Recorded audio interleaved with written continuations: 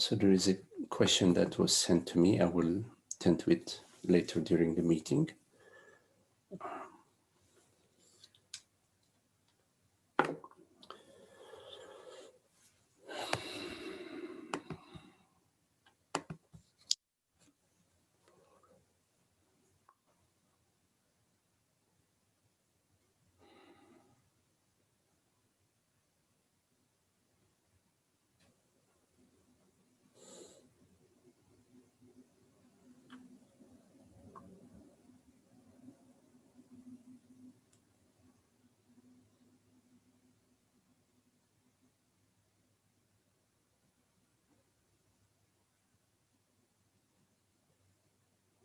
Everything that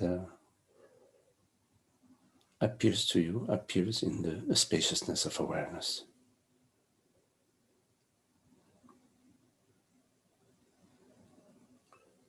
It's already there.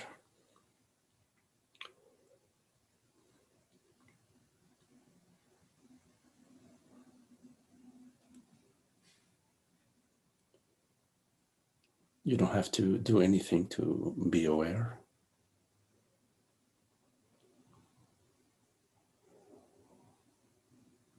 Because you already are this awareness, effortless,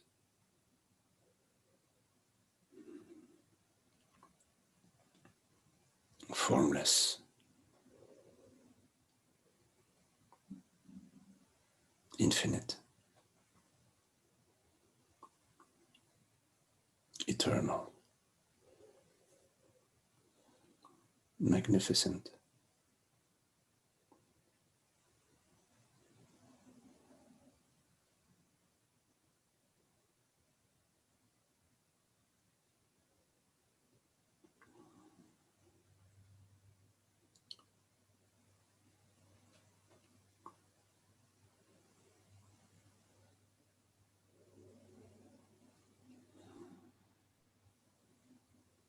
You take on the form of listening and perceiving,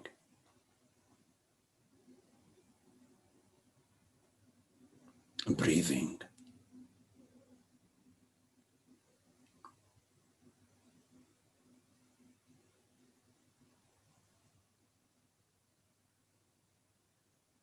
while remaining as you are.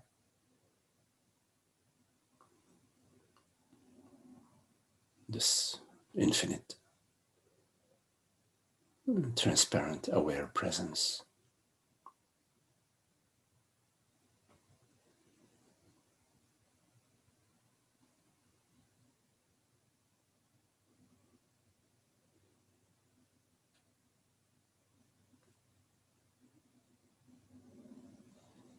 This aware presence, which is the reality of I, the true I, the only I,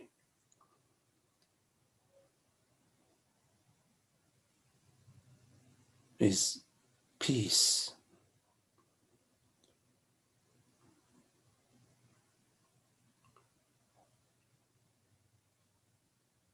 freedom, joy,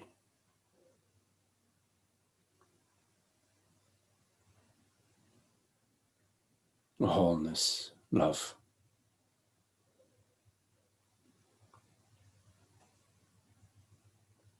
Effortlessly.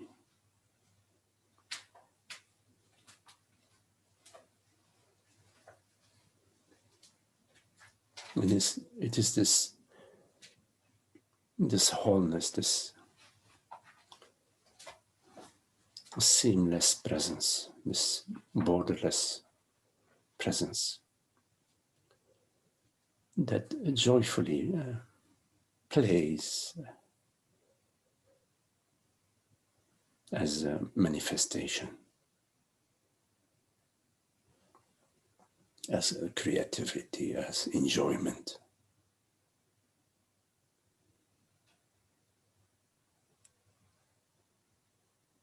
As the wind, as the sunshine, as the taste of mango, as hearing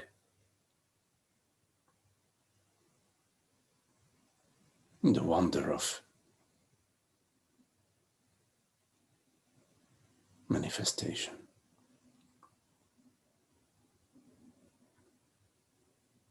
the infinite ways in which the formless dances without any sense of separation, without unhappiness, without seeking anything or struggling with anything.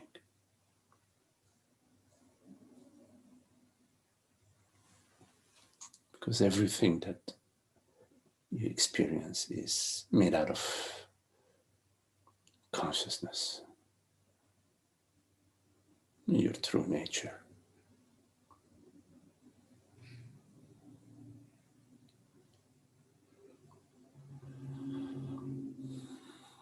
The ocean does not struggle with the waves, which are made out of itself. The ocean is not trying to improve certain waves at the expense of others, or at any expense.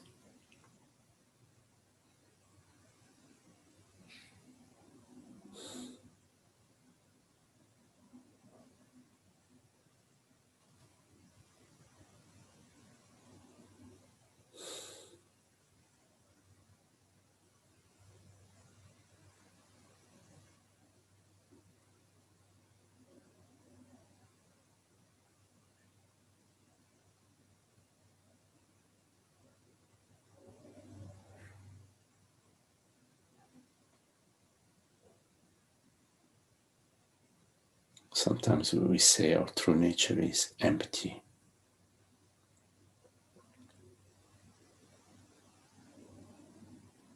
And yes, it is. It is empty of conflict, empty of separate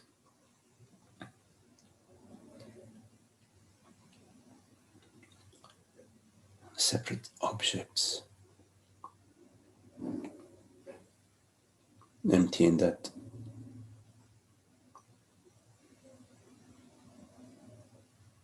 there aren't two. There isn't this and that, or this versus that, or this better than that. And in this emptiness, there isn't a me.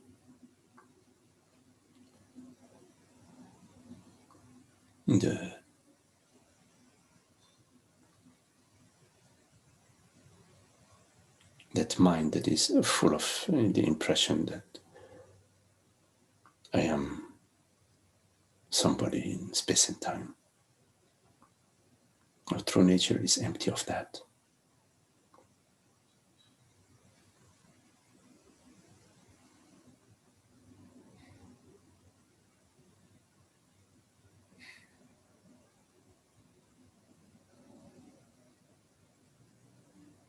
Our true nature is empty in that there is no past in it, no future in it. It is not divided, doesn't have the past folders and the future folders.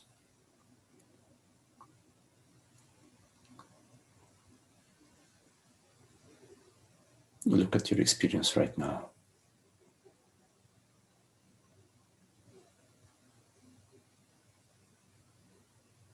This aware presence that has no name, no age, no form, no gender. But it's undeniable, and in this undeniability, in that absoluteness of presence, is its fullness.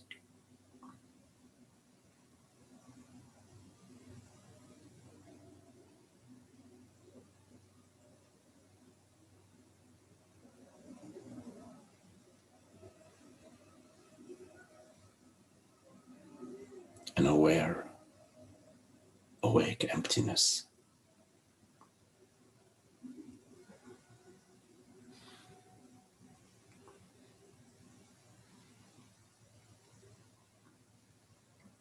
Undeniable.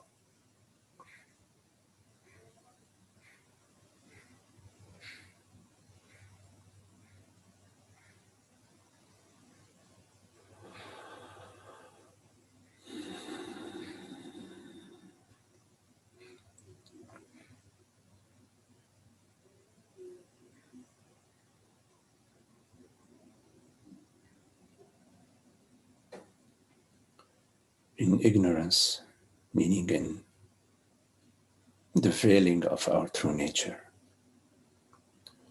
we fill this emptiness with our storyline,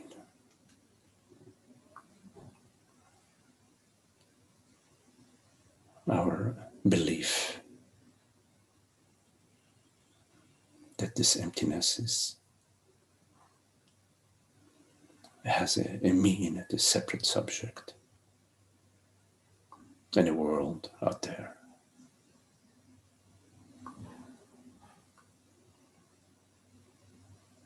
We fill this emptiness with our senses that we refer to as an evidence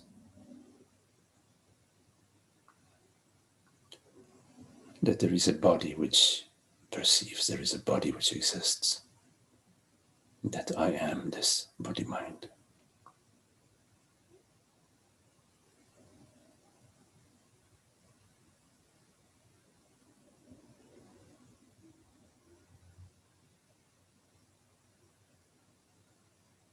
In ignorance, we ascertain a false existence, a false reality.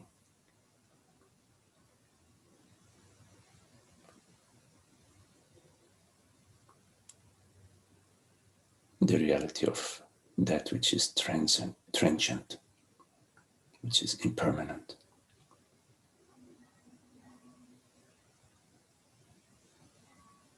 We ascertain the reality to my thoughts and my feelings and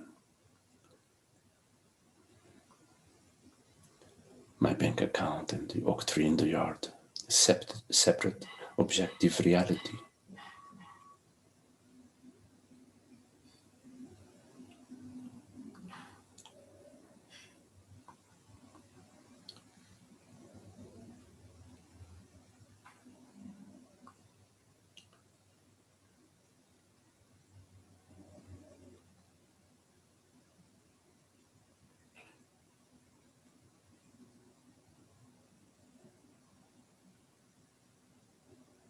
And we overlook the humor.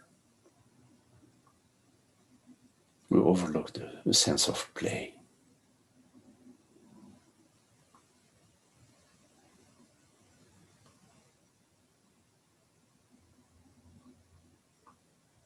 We hold on tightly to our camp, our belief, our party, our opinion, our notions about things.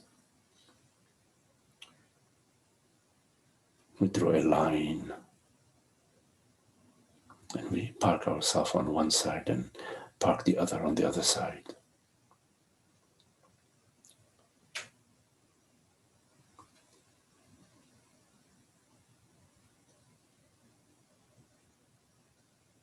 And we give reality to that, the A camp and the B camp, the good and the bad. And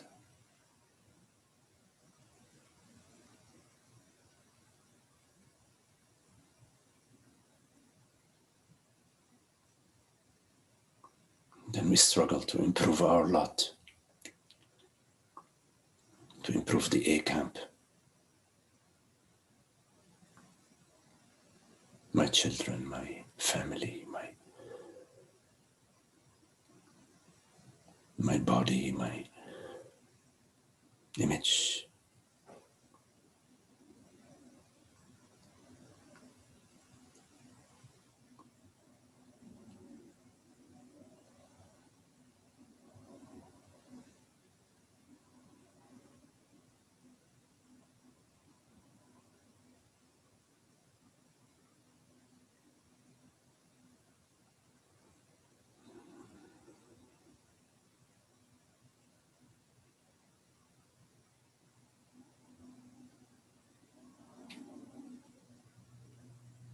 the reality of that which comes and goes is that which does not come and go.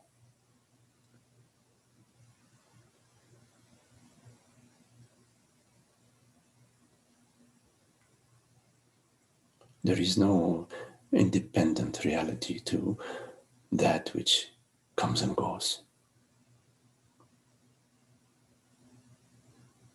Reality does not come and go.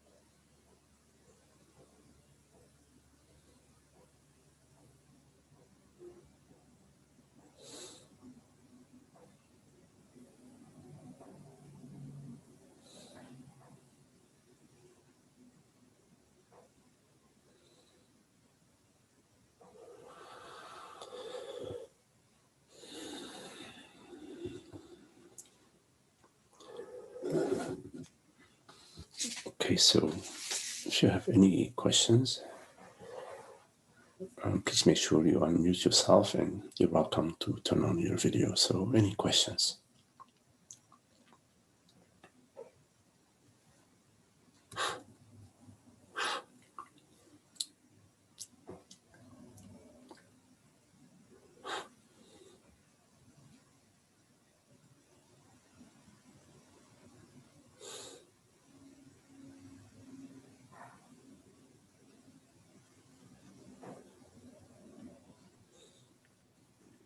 Hello, Holger.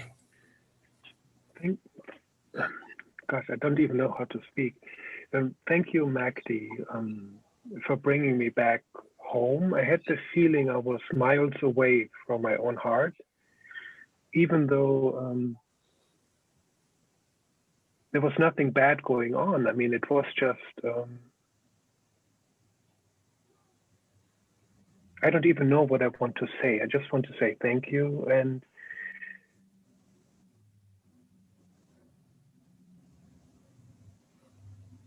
there seems to be like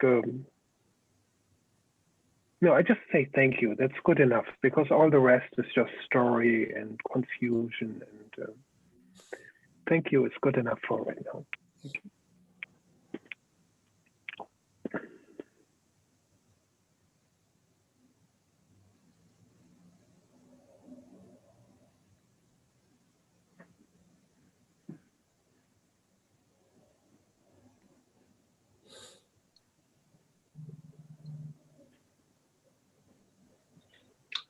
Hello, this is George. Hello, George. I don't have a question, but at least unless someone else has a question, let me follow up with Holger and also thank you. I've been with you for a long time, and it looks like I've made lots of progress, if that makes any sense. So anyhow, I just want to say thank you also. Thank you.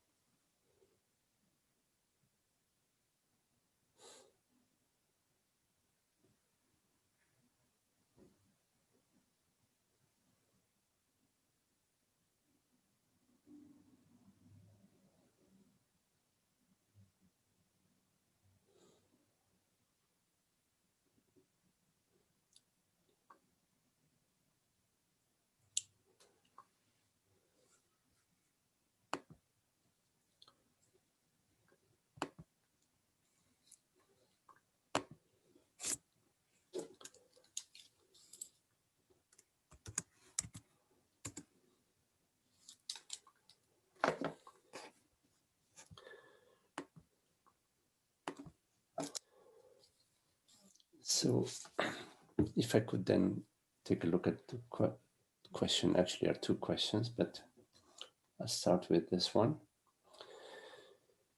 Hello, Magdi. My question is about processing problems.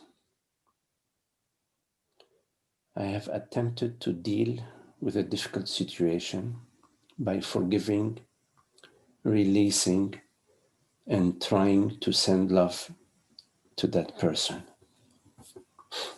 At times, I feel like it is successful on my side, but it doesn't seem that the person is changing their behavior. So I wonder if it is possible to truly heal a situation by inner work alone. I expected things to improve with the relationship, but they keep on without any sign of change.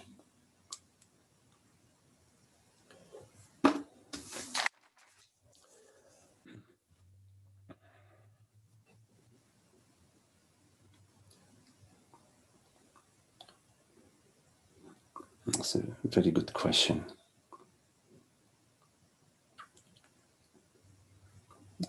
About healing a situation. You know, in fact, there is only one situation.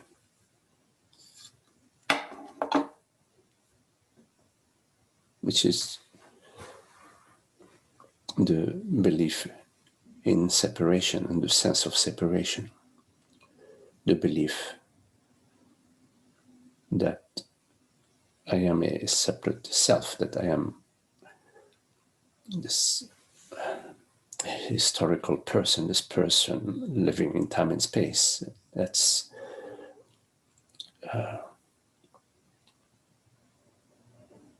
that belief is the key situation, the key issue that we have, all 7 billion of us, in that we believe and we feel that we exist as a body mind. And so from that comes the sense of limitation, separation, unhappiness, worry, and concern about the body mind, about what we believe we are, about the world that we perceive.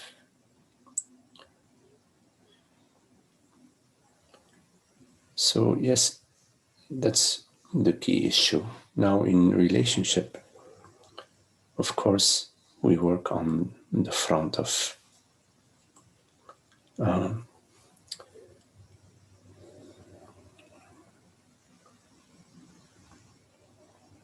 doing our best to improve the situation, the relationship. And you talk about forgiveness now. Forgiveness implies there is somebody who's guilty. And the impression that there is somebody who is guilty signifies that there is a judgment. And the judgment is always a judgment towards God. You're judging God. But you don't realize that. So you perceive that this other person is acting incorrectly and should act differently. Of course, situations that are unpleasant for you, you can look at them in terms of what they're pointing at.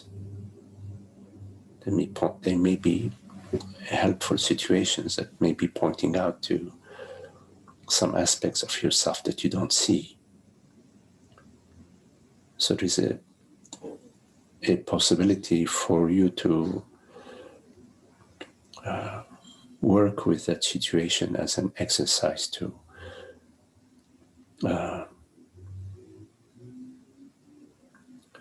see through some of the veils of your personal self. And of course, the other aspect of situations that you are not happy with is to also disengage. There are some activities, actions, decisions you can make to end the relationship or to change the relationship or reduce your interaction.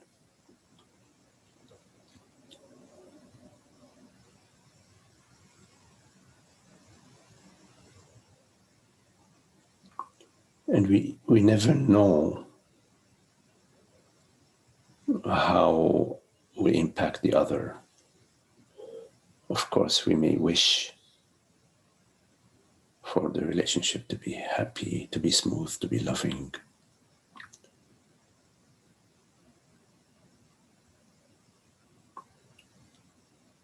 And we may feel that we are doing our best towards that end. But we don't know what the consequence of the way way we interact, we don't know what the consequences are. We don't know whether it's going to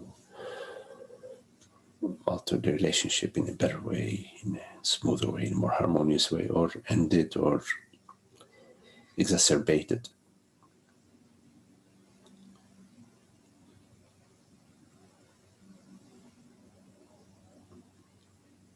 But it's important to contemplate that everything that is unfolding for you is an opportunity for you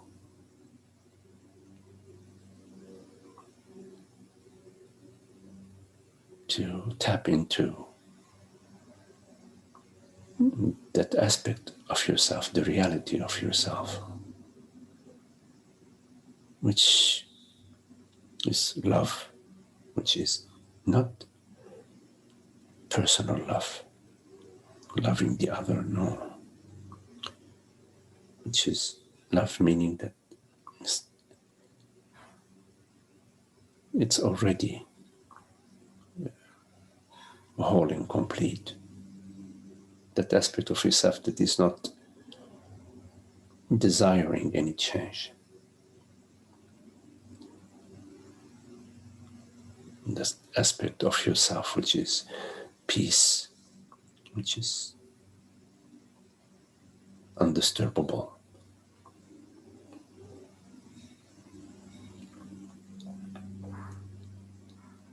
Now you can, in relationship, say no to a certain relationship or to say stop it, but without being disturbed.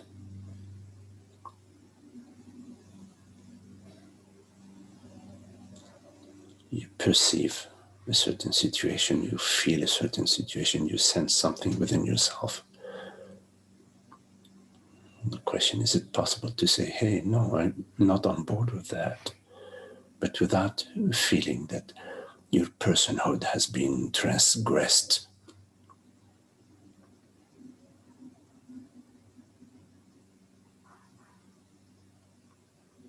What makes your point of view better than somebody else's point of view? What makes your behavior better than somebody else's behavior, if it isn't just that you feel this way?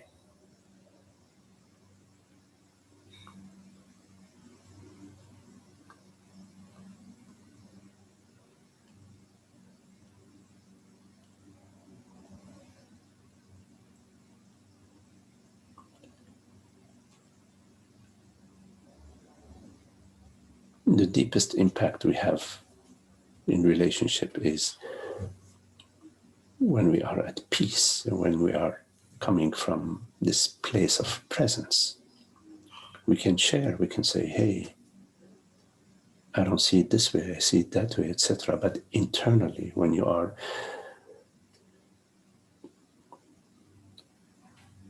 at peace, you can only be at peace when you realize it, when you realize deeply that there is nothing at stake for somebody, for you. There isn't something at stake for a you. The you is a personal you. What you imagine yourself to be is just imagination. It's a storyline that you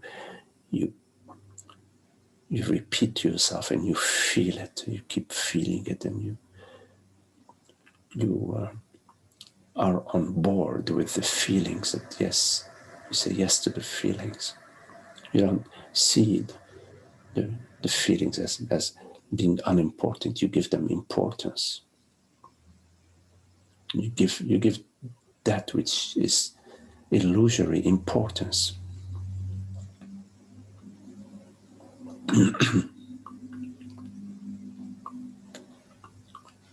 And the storyline you have about the other is also the same illusion. Now, you could say, well, I understand all that, but this is still how I feel, this is still how I perceive things. Yes. That's possible that you can understand that, and still that's what's going on. And in that case, that's your yoga. That's your gift from God. That's your the key that God is giving you. Work with that. Work with this irritation. Work with this relationship that is irritating for you, and that no matter what you try and what you do, it doesn't change anything in the other. Work with that. But a little hint, working with that does not mean continuing to try to change the other.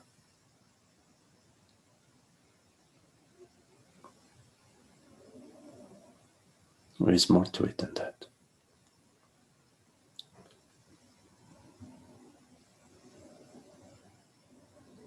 You can't dance around the feelings that you are feeling. You can't try to blame the other or judge the other or try to change the other so that you can feel better, so that things improve for you. No.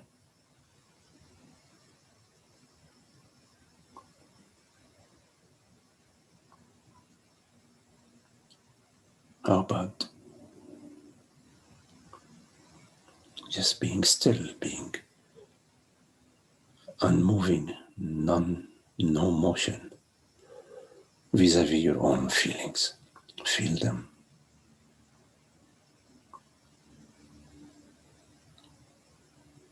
Not label them or think about them or analyze them. No, just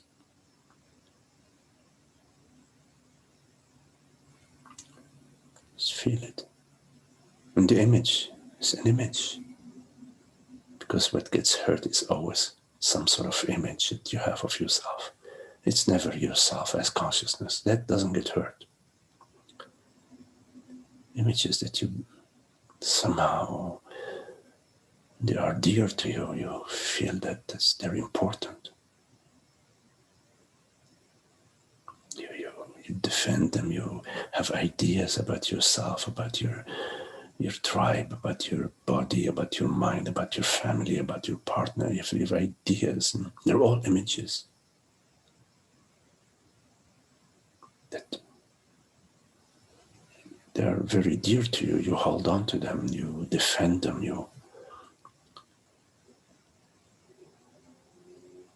the other is doing the same. And I agree with you that there are some behaviors that they bother us.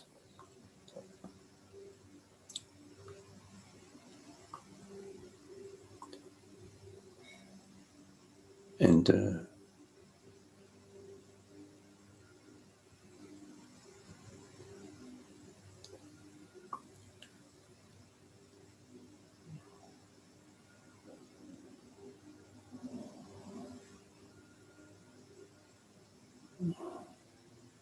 we don't ignore that. We take a look at that.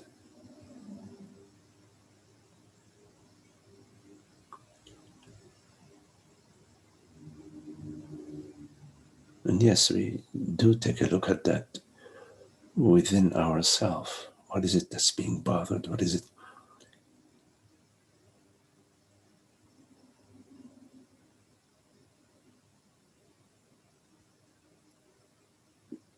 And yes, we also explore that in the relationship, but we also need to explore it within ourselves to see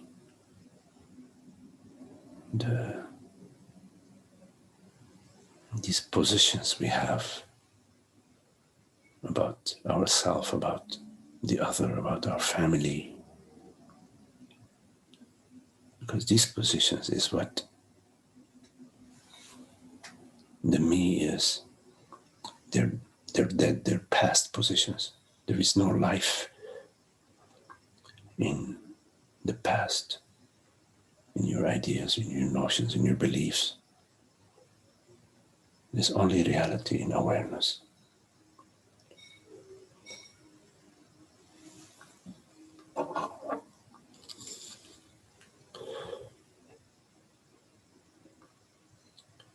So what's your expectations about wanting the other to change?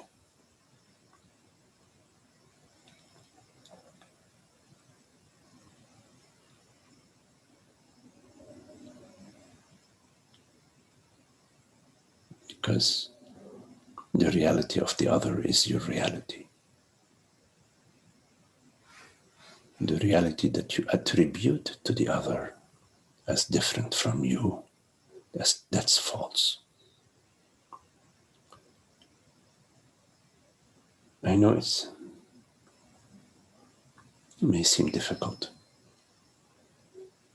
at times to live as with that understanding,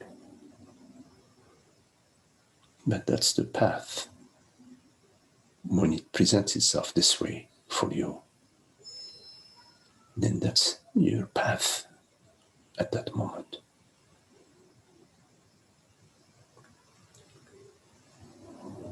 And once you comprehend that the other is your very self, it does not mean that you need to open your house to them and live with them or what.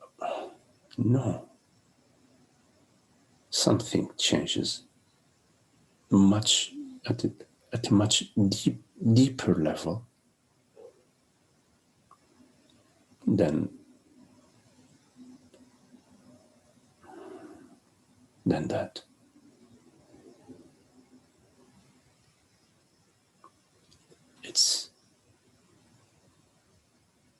There's the freedom within, which is priceless, because this freedom within is not contained.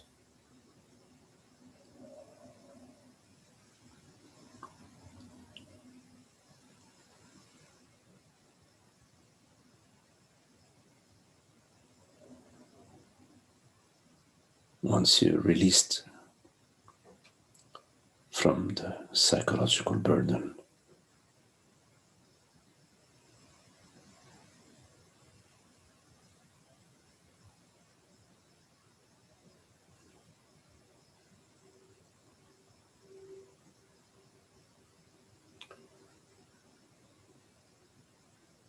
then everything is possible.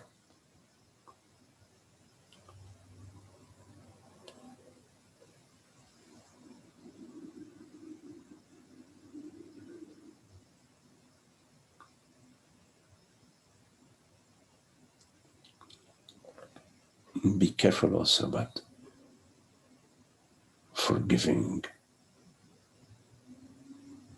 and releasing. You see, you've been trying to forgive and release and sending love to the person. It's still, be careful, be watchful of that. There is a dualistic sense to that. In forgiving, there is the assumption of guilt, right and wrong. Be careful. Releasing, also be watchful with that releasing, because it gives the impression that there is something real to release. It has to be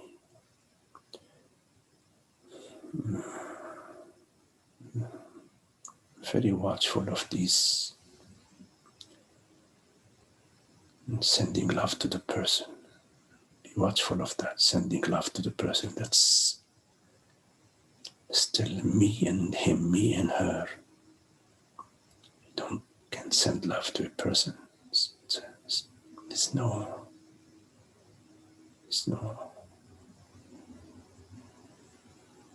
limit to love, and nobody that can send love to comprehend that I is universal, I is love. There's no love that you can send or receive. It's just a way of speaking in our culture. We say, I send you my love. Of course, it's okay. But we're not talking about cultural norms here. We're talking about truth. Whatever you are sending is not love.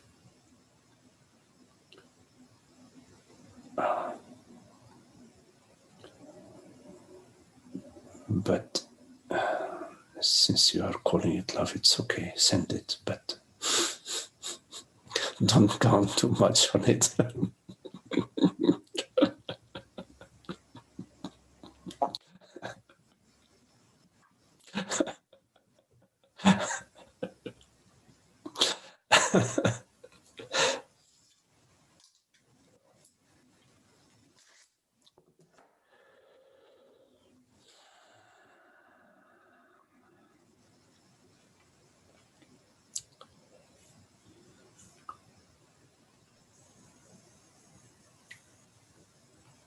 You can send them a box of chocolate.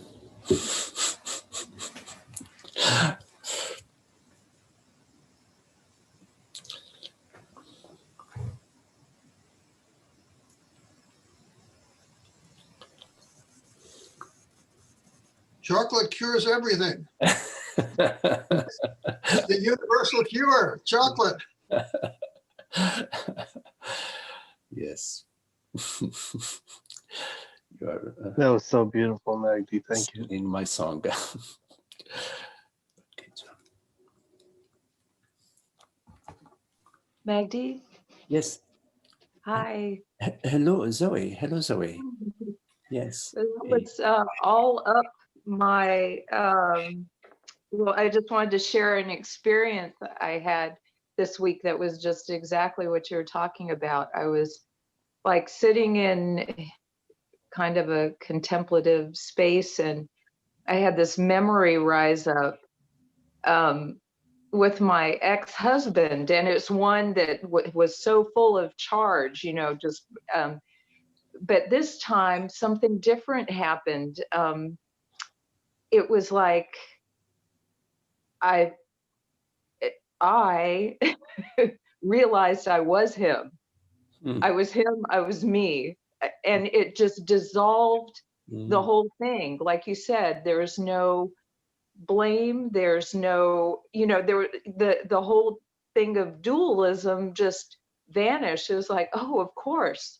Beautiful. Of course. And it, yeah, like you said, it shifted something, not like, oh, I have to forgive you or send you love or, you know, any of that stuff. It just was like, it's perfect just as it is. And yeah, and I don't have to do anything, but what a gift to dissolve into that. Yes. Yeah. Beautiful. And then the other thing I was going to share is there's this line: expectations are premeditated resentments. Interesting. Nice. I have to remember this one. That's a good one. Yes. Yeah, it's a really good one. But yeah, you know, it was like, oh my goodness, this whole time, like you were saying, it's this thinking that I have this knowledge of how things have to be, and I'm setting up all this resistance and then blaming other people. Yeah. Anyway, what you shared just was so in line with that experience. It's fascinating, Zoe, because, you know, in relationship, we want the other to love us as we are, you know, but then when we look at relationship, we find that we're judgmental of the other. Well, of course, we judge completely. We judge the other, and we judge ourselves too. But it makes it even worse, you know. And yet, we understand that, you know, we just want to just be and share being with the others. Sharing being is sharing the freedom and sharing the contemplation, sharing the exploration, the listening. Yes. Anyways, very beautiful what you shared. Yes, that's yeah. Yeah. What a gift. Thank you. Yes, Zoe. Thank you for sharing that. Yeah, Magdi, I had a similar experience that Zoe was sharing,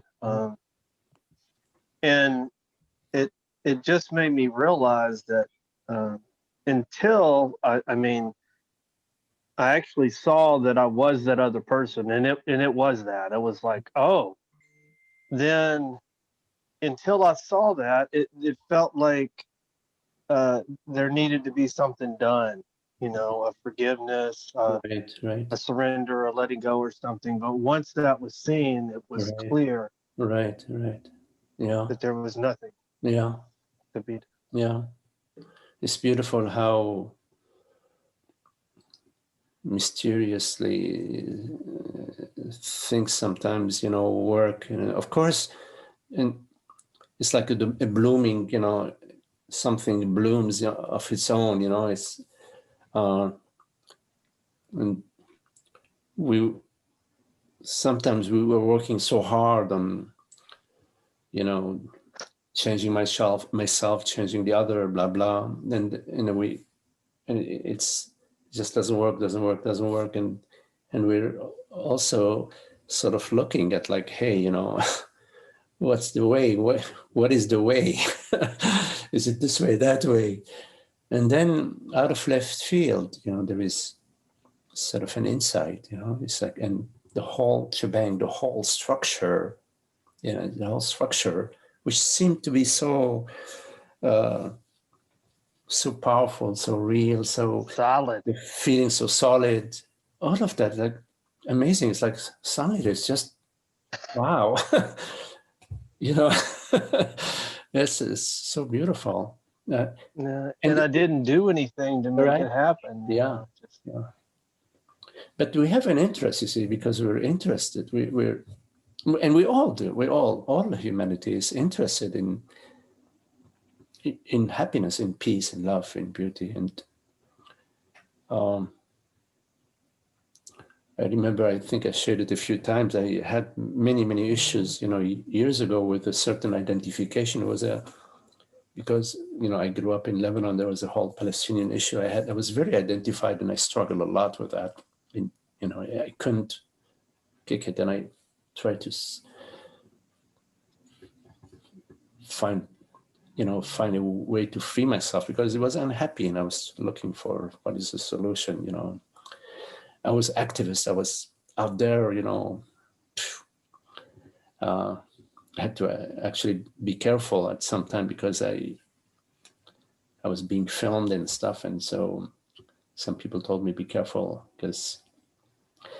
And then one day I was with a friend, and I had explored this issue with this friend for quite a while without any resolution. And then one day I was just, again, going through my emotions, and she told me, Magdi, you're just being identified. You're just identifying. And of course I knew it. I mean, I had heard it so many times. Of course, I know. Don't tell me that. It means nothing to me. I know it. But that moment when she said it, it's as if it just shifted everything. The whole thing collapsed. And it's similar, I was in a place where it was all gone, all done, and it's been all gone and all done since. Of course, I still perceive, that okay, there are some behaviors that are, not loving, not humane. There are other possibilities, but the emotional charge isn't there. Because everywhere is somehow, in a way that the mind can't necessarily understand, in everything there is God's hand, God's touch. Even in the midst of what may seem to be tremendous injustice or suffering. I know it's difficult to accept sometimes, but at some time we realize, so many hard things in my life, in my past, I find that I'm so grateful, because if they weren't there, they weren't part of my path, my path, I'm certain would still be, struggling. So grateful for everything. Thank you for sharing, Malcolm. Beautiful. Thank you. Yeah.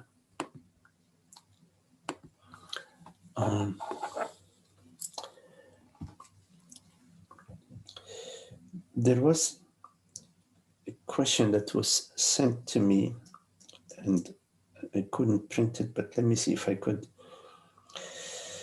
open it up and read it. And it was an important question.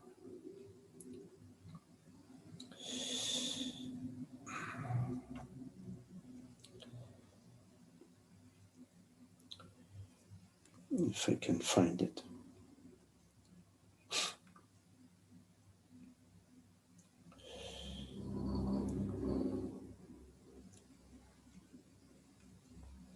Yes.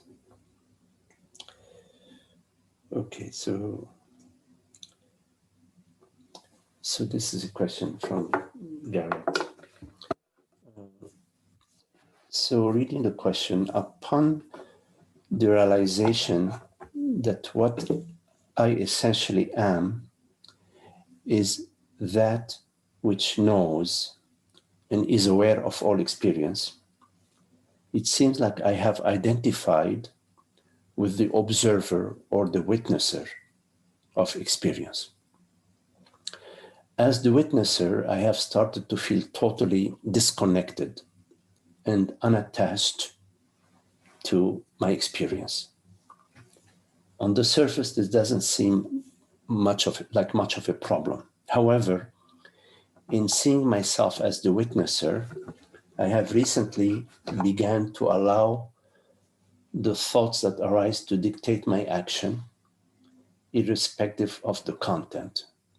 For example, if a thought arises that says, I want to skip class today, or I would like to watch television all day, it now apparently seems justifiable, seeing as I am the observer of all experience.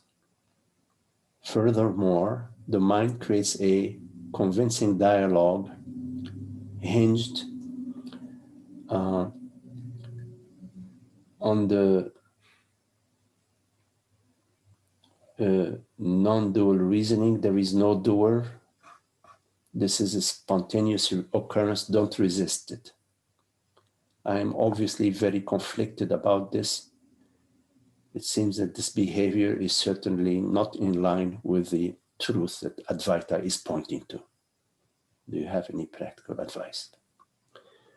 Yes.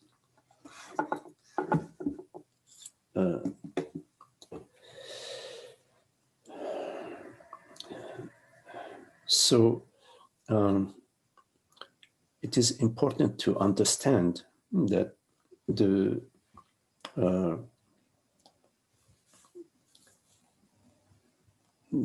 contemplation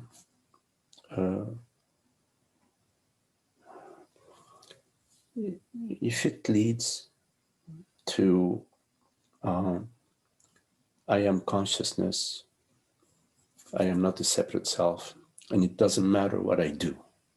It doesn't matter what happens in the world. It doesn't matter if I feel like sleeping all day, I sleep all day. If I feel like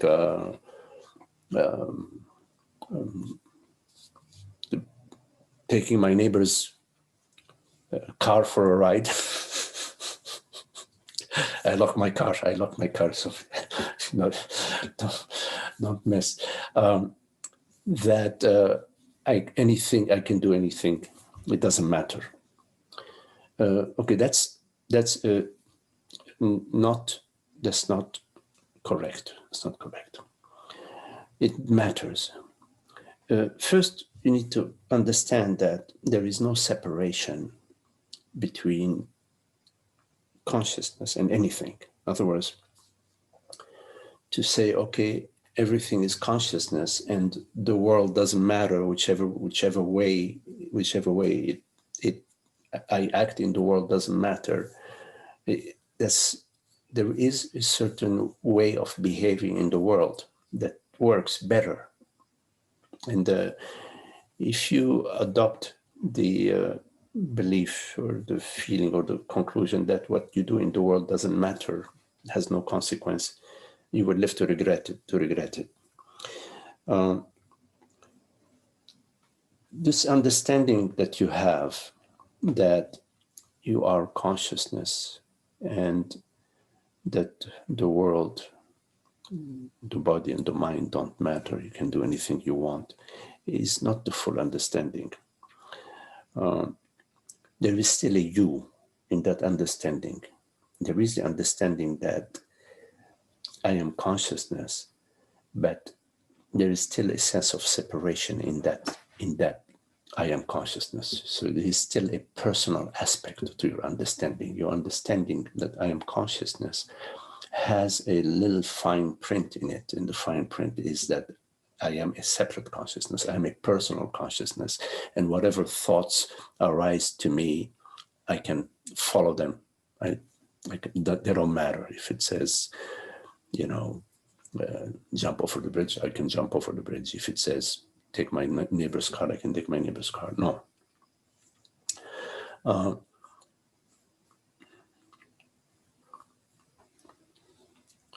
So consciousness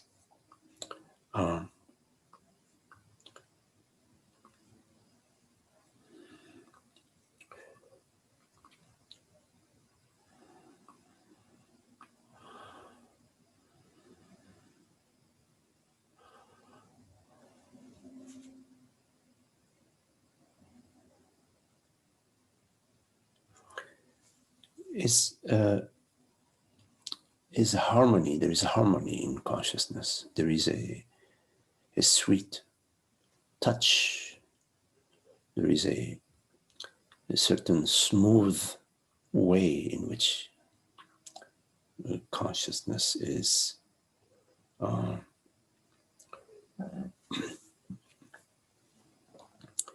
it is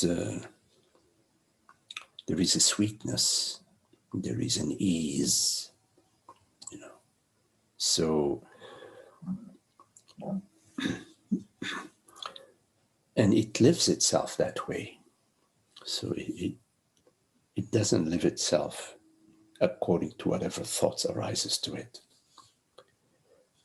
Thoughts arise, and there is a discernment. There are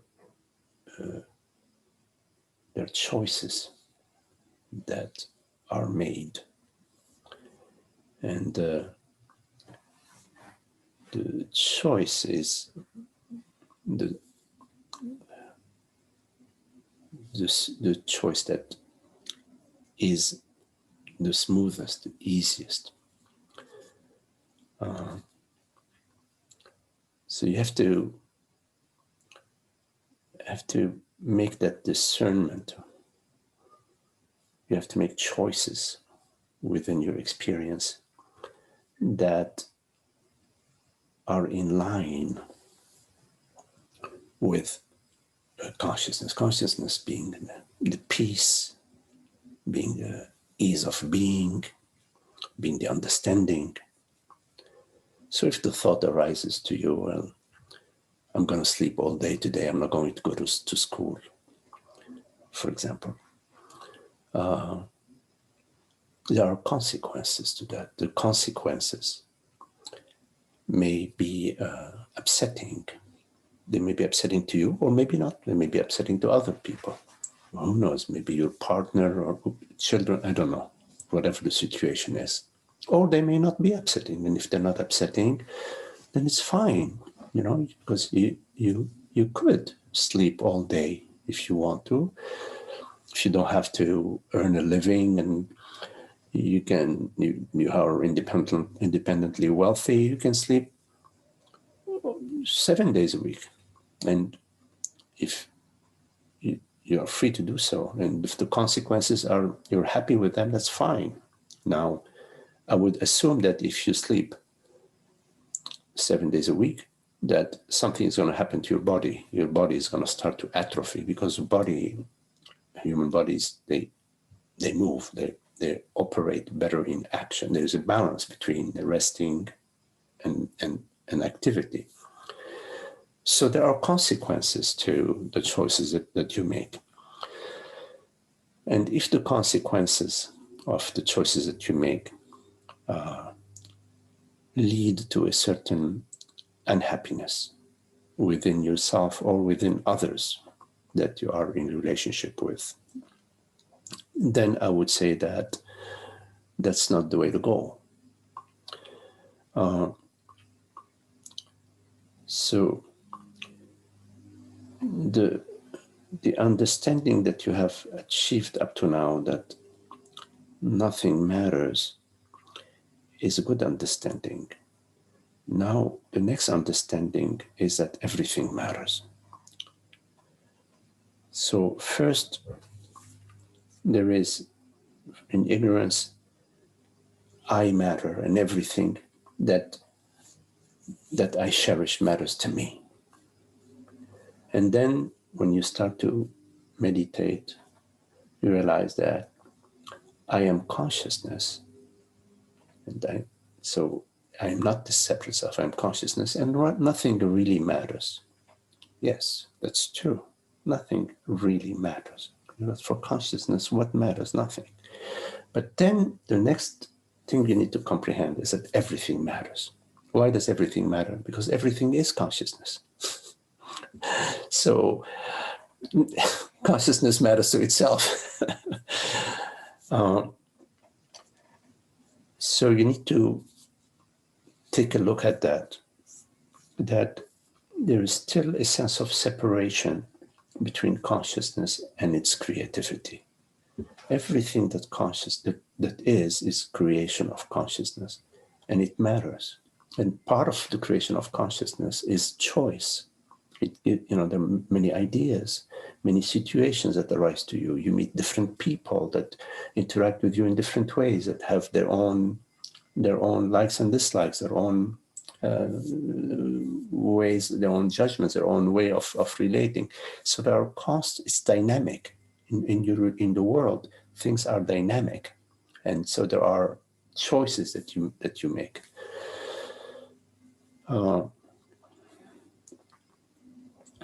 Don't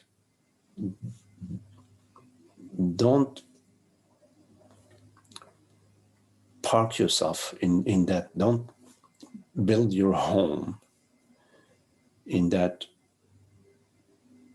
place where you are right now, which is that nothing matters. Be careful. Don't stay there. You have to move. Everything matters. Happiness, peace and happiness, it matters. If you adopt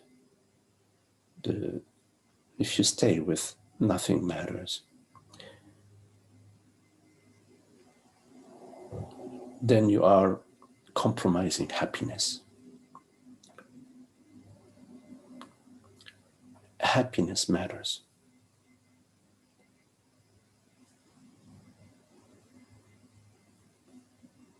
Beauty matters. Wisdom matters. So if you follow the path of happiness, you will find that it's not possible for you to remain with nothing matters.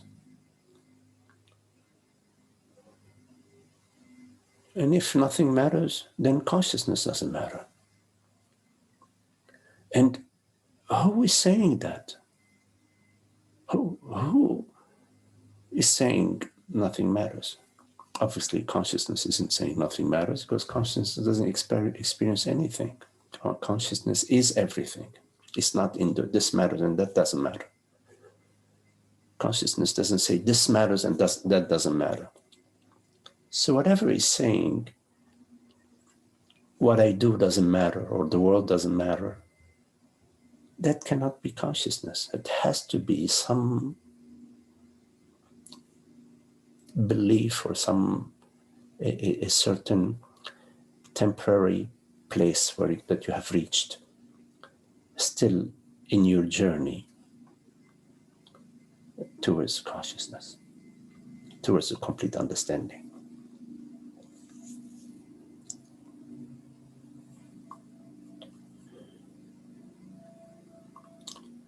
Anyways, I'll take a look at that I'll send you the video, and you can let me know if there is more that you need to look into there. Actually, this fits well with the title of this meeting was that emptiness or full emptiness. So what you are describing is an empty emptiness. And I'm encouraging you to realize the full emptiness, which is nothing matters and everything matters. So you live as if everything matters, knowing deep down that nothing matters. But your behavior, your action is that it matters. Inside, you know that nothing matters.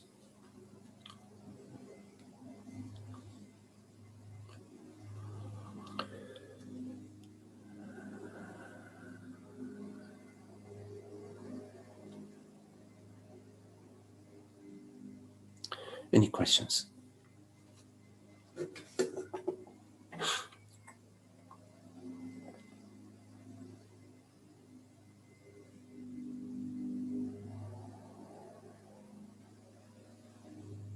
Hi, Magdi. Amna, hello, Amna. Hi. Could you say more about that? You live as if everything matters and you know deep down inside that nothing matters? Yes. I mean, it's very simple in a way. You know, when you're playing a game, whatever game of chess or checkers, whatever you're playing a game, you play it like as if it matters, right? You play to win or whatever, you know, right? You play as if it matters. But what does it matter? What does it matter if you play the game or you don't play the game, or if you win or if you lose? It doesn't. It doesn't matter. Let's say that in life you play the game like, you know, you take care of your body, you take care of your health, you take care of your family, you take care of, you know, your car, etc. But does it really matter? I mean, deep down, it's in 200 years. And that's nothing, right? I mean, 200 years is nothing. Where is your body, your parents, your car? Where are they going to be? Where? Yeah. Right? Yes. But still we, you know, we take care of our body, we take care of our car, we take care of our relationship with our family, we take care of our relationship with our neighbors, etc. Right? We live as if it matters. We live as if it matters, and it's a play. You know, when I play, the thing is, I remember I used to play basketball with my brothers, and I played as if it mattered. But I know deep down it doesn't matter. I know it now. But the thing, when I lost, I would get very, very upset. I would, you know, that I wouldn't giggle. But once you understand that it really doesn't matter, I mean, the deep understanding, living with that understanding, living from that understanding, you lose, you say, okay, you know, yeah. You know, so your bank account went to zero. Oh, yeah, interesting. Okay. Remember a couple of times lived in New York City, I would happen to me a couple of times in New York City where I would wake up in the morning and I go down to, you know, to drive my car to go to do an errand, and I go to where I parked my car and my car isn't there. For a minute I go like, oh, did I park the car there? And then I realized, oh my God, you know, somebody stole the car. It happened twice in New York City, maybe 3 times. It was like, oh, it felt like it really, really mattered. And then very shortly after that, it always amazed me that it didn't really matter. I still, you know, called the cops and whatever I did, you know, but there was a sense that it didn't matter. I don't know why. Maybe because it doesn't matter in the end. But coming back to your question, there is a difference between living our life as it matters, if it matters, and it's different from as if there is something important at stake. You know what I mean?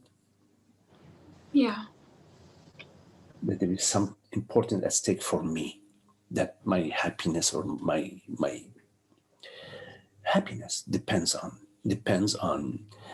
my parents, on my money, on my car, on my body, on my health, on my looks, on my whatever, my feelings. When we live as if there is something at stake, that our happiness depends on anything, then we're in trouble. So yes, we do live as if it matters. When I'm negotiating a contract, I'm into it, I'm looking, I'm negotiating, I'm listening. And of course, I want to be fair for everybody, including myself. But I'm playing the game as if it matters. And I'm not saying that, oh, I'm just playing a game. No, this is how it is. When you're negotiating a contract, you're negotiating a contract. You're listening, you're making your point. Somebody says something you disagree with. You say, well, wait a minute, I don't see it this way. I see it that way. But deep down, there's nothing at stake. There's nothing at stake. It's a game. And the purpose of this game is threefold. First, to realize your true nature. Secondly, to celebrate your true nature. And thirdly, to contemplate your true nature, and also to enjoy, to there are practical aspects to your life. So in life, the purpose is in a way just practical. You fill up the gas in your car with gas, just purely practical. And there is the celebration of life, which we are doing now. Now we're doing the celebration of life, and we're into contemplation. We're doing both contemplation and celebration. There's nothing practical about what we're doing. Not yet.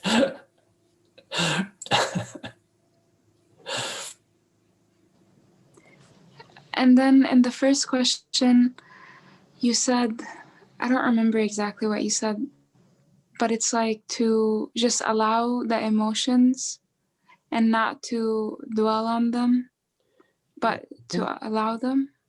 Yes, what we do with our feelings is that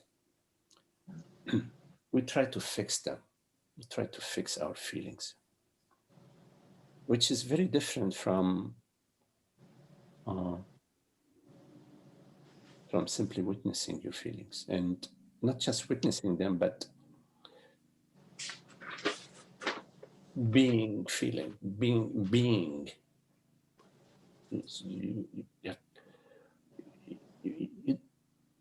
Without noticing it, we distance ourselves from our feelings.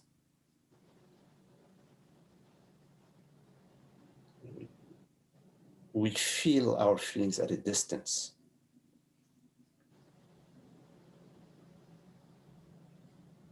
You follow what I'm saying? Yeah. You do? Yeah. Because if I'm thinking about my feeling, then I'm distancing myself. I'm not feeling it. Yes. Even when you label your feeling, I'm upset, I'm angry. In a way, there is a little distancing yourself right there from your feeling.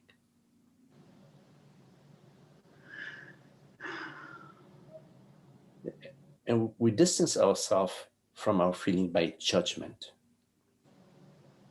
We judge, we say, oh, this is bad. I shouldn't feel this way, or that's a bad feeling, or why am I being scared, or whatever. We distance ourselves from our feeling. And in distancing ourselves from our feeling, we separate, we experience a sense of separation. We experience, that we experience the me, so it's the me. And but when we completely allow ourselves to sort of dissolve in the feeling, and the feeling to dissolve in us, to sort of be the feeling, it's different. It's more etheric. It's less concrete. It's more fluid and transparent. And sometimes we do that, and then we go, oh my God, we go back to. Sometimes we take a step forward and a step backward, because there's a resistance. We're so used to just dealing with our feelings in an objective, a subject and object relationship, and we triangulate with the other who is going to save us. They are the guilty one. You see, my mom, my mother, my father, they're the guilty ones. So we triangulate, so we can sort of distance ourselves even more from our feeling. And then we're feeling something else. We're feeling they're the bad one.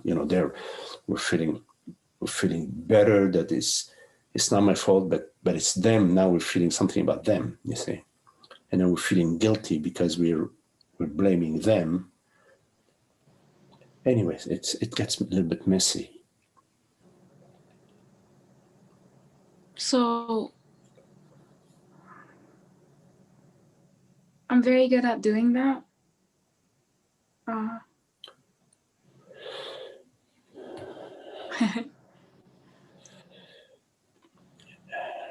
we all are, anyway. But the thing is,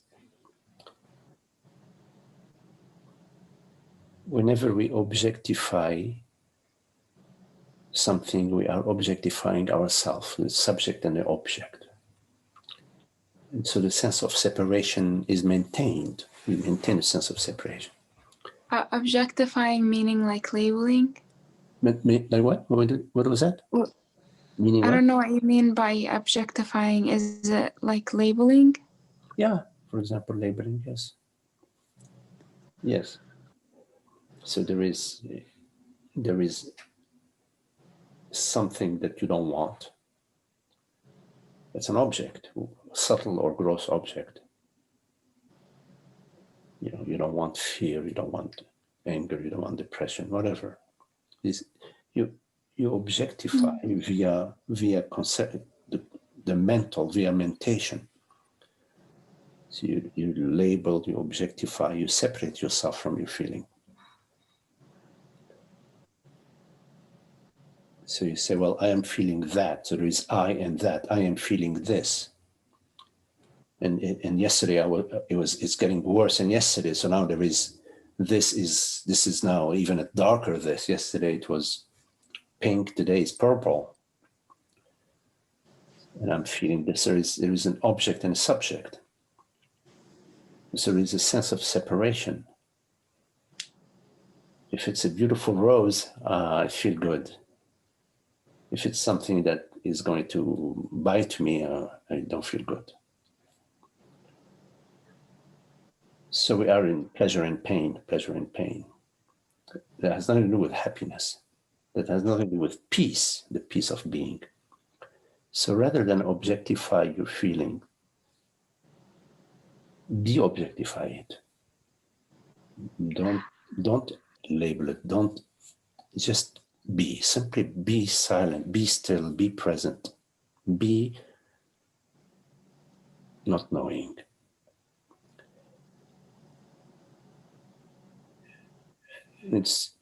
you have to practice with simpler, smaller situations, smaller feelings. Then you realize that it's possible for you to be unmoved and unstirred. You don't, feelings, they push you into being a separate self. But in time, if you approach the feelings with the stillness, the silence, they will no longer push you into being a separate self. They will lose their power. They only have power because you distance yourself from them. And you feel that you have to distance yourself in order to be safe. That's the illusion. Because it makes sense for you to want to be safe. So you have a good argument for you to distance yourself because you feel that it is unsafe to feel fear or depression or anger. You feel it's unsafe. It's unsafe because you feel it's unsafe, you avoid it, you distance yourself. And it's all in the imaginary realm. You feel that it's unsafe for you being some image, some idea, it's a storyline, it's a narrative. But although it's a narrative, it still leads you to distancing yourself, to blaming your grandmother or blaming your boss or blaming God or whatever. Which is distancing yourself. So it's just allowing the feelings to be there. Not just allowing, you also have to take a swim in there. Put on your bathing suit and go for a swim in there. You're pushing it, buddy. No, I'm just kidding. Tip your toes in. Okay. So it's surrendering, really, right? No, more than surrendering. You have to take a swim in there.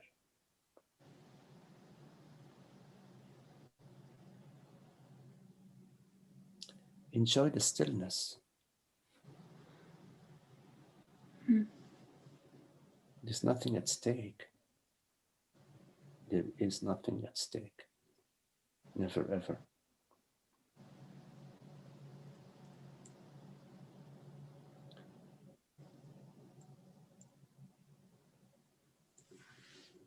Thank you.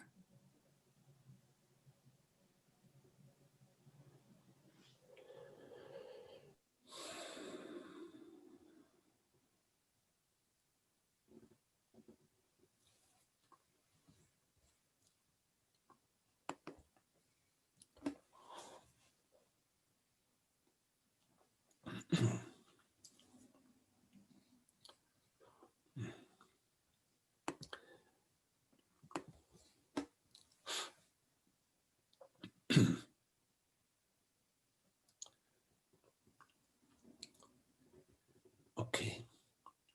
Well, very lovely to be with you all. Thank you, Malcolm. Nice to see you, Malcolm, and Holger, Zoe, George.